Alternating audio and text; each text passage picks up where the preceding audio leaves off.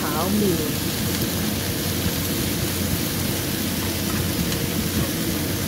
先炒啲椰菜先，跟住再爆啲地豬肉，都唔係地豬肉嘅，即係排骨，有啲肉排。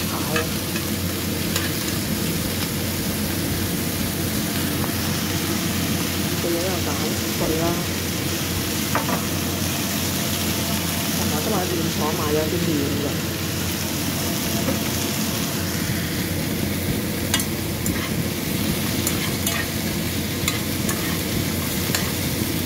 轉頭再繼續。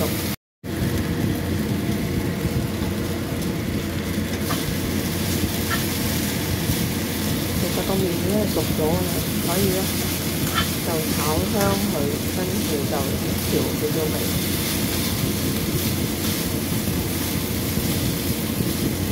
啲配料都準備晒，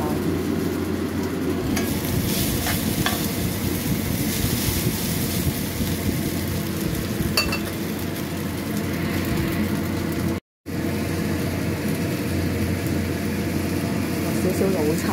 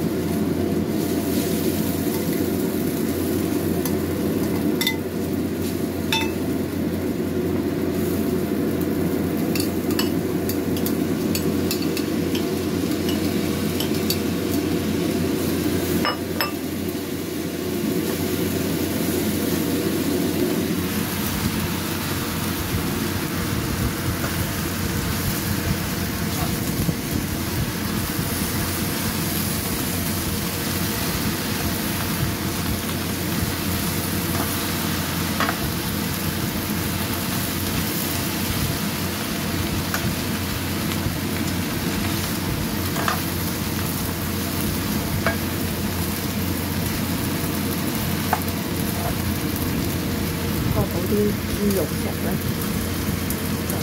就擺喺個底度焗一焗。